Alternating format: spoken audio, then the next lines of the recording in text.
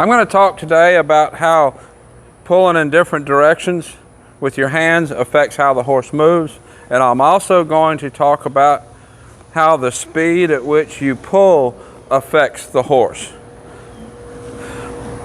Different ways you pull, different speeds that you pull, it kind of helps you develop feel. That's one of the hardest things for a rider to do, is develop feel with their horse, with their body, so that you can actually ride a horse like you should be riding, and not riding a horse like it's a four-wheeler.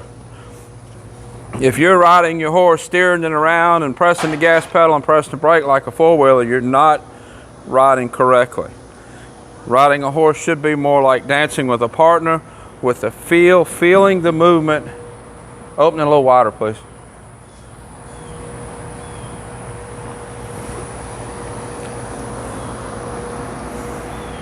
All right, that's good, thanks. Feeling the movement. I'll wait till she gets done.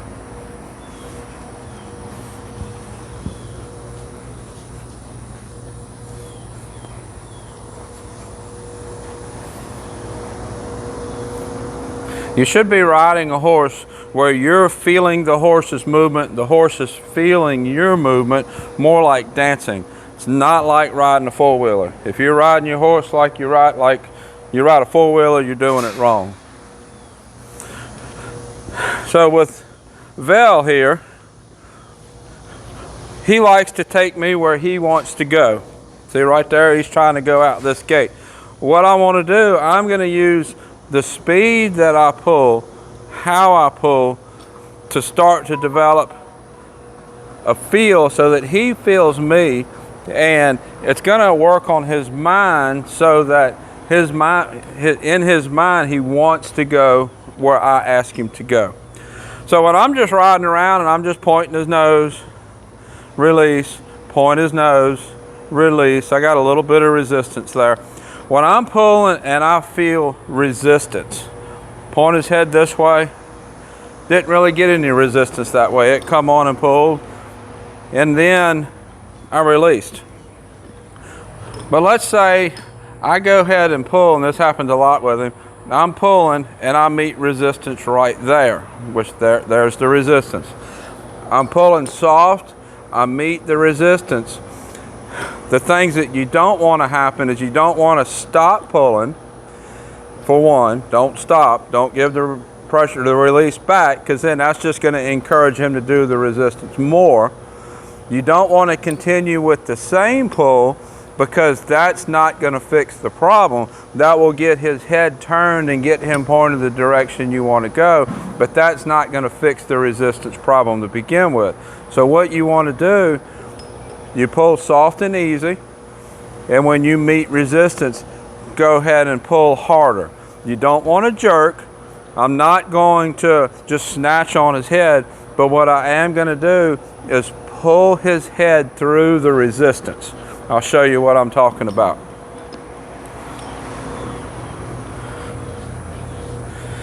This works with any horse that has resistance to steer. You pull, meet that resistance. I'm going to go ahead and pull through the resistance and ask him to go forward. You notice I didn't snatch, but I did go ahead and pull firmer and got his head around and asked him to go forward. And you saw his head went on and came kind of quick, maybe a little uncomfortable. This is the bit that I like to use for this exercise, because this bit has a little bit of weight to it. So when I make that pull, I have the weight of that bit coming around with their head, and that encourages him to be, nope, give me your head right there. He just got stiff with his whole body. That encourages him to get softer on my hands. If I were to just continue with the same pull, and when I meet that resistance, just keep pulling nice, I'll get the head around, but I'm not going to get his mind wanting and go forward. I'm not going to get his mind wanting to steer. I'm not going to develop his mind, I'm not going to develop his feel on my hands. In order for us to have feel is mutual. I have to ride with feel. I have to ride soft communication, but the horse has to listen to that also. I can't develop feel if the horse is just lugging on me, just hanging on me. So what I'm going to do when I reach that resistance, I'm going to go ahead and pull, and I'm going to send him forward with my legs. Pull, send him forward. Send him forward. It's really important that you also send forward. When a horse is putting pressure on your hands, he's pushing here so that he can push with his face. So when I pull and go ahead and pull through that resistance, I need to get the shoulders up to help take that leverage away. To do that, I'm going to engage his back end. Get a bend to the side by going ahead and pulling. Engage his back end, tell him to go ahead and go forward. That's going to take his leverage away. That's going to make it so that it's harder for him to be pulling on my hands. It's harder for him to maintain that resistance. Let's do that again. That's a situation where it works much better if you ride with spurs. I'm not using spur to just ride. I'm using the spur to soften his face. I did a video a while back where a horse was pulling on. Let's go, turn his head, let's go. He tried to tell me no there. That's kind of been this horse's MO.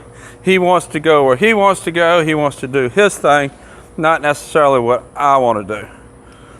So we're going to go. And see, I'm just kind of banging on him, just saying, move your feet forward. He needs to go. He needs to move forward. Needs to do what I ask him to do. And then when he goes, I just soften my legs and ride normal. Got to go. As soon as I picked up that rein, he planted his feet and got stiff. Went on and pulled the rein, kick him forward with my legs. Pull the rein, go forward. Don't have to trot. I don't need a trot to make this happen. I just need forward. Pull, forward. There we go. I didn't have to pull as hard. He didn't pull as hard on me, so I didn't pull as quick. I'm going to develop the, there we go, that was nice. I'm going to develop our feel together. Develop our relationship.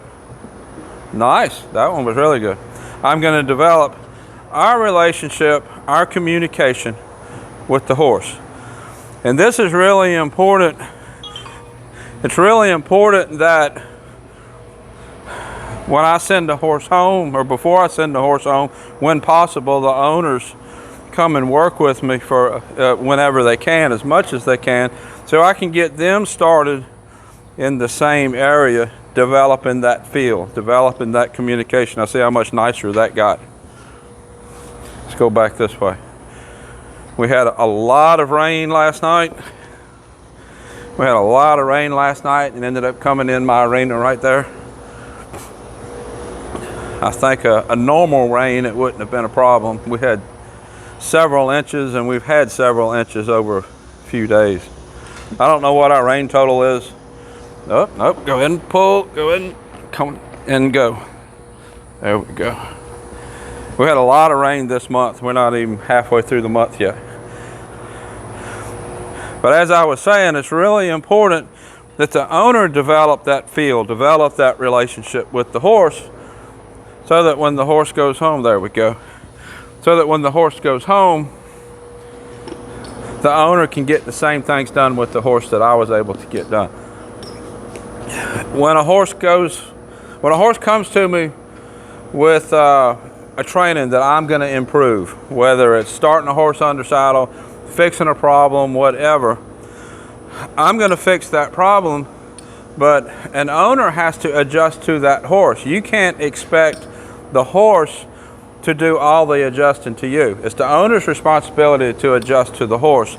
Every horse is a little bit different, And in order for you to develop that relationship, develop that feel, you have to work together. You have to come together. You cannot expect the horse to do all the coming to you. You have to work together, and you have to come together to develop that relationship, to develop that feel when riding your horse. So this is Vel. I'll put a link up here to some of the other videos I've done with him. Until next time, thank you for watching.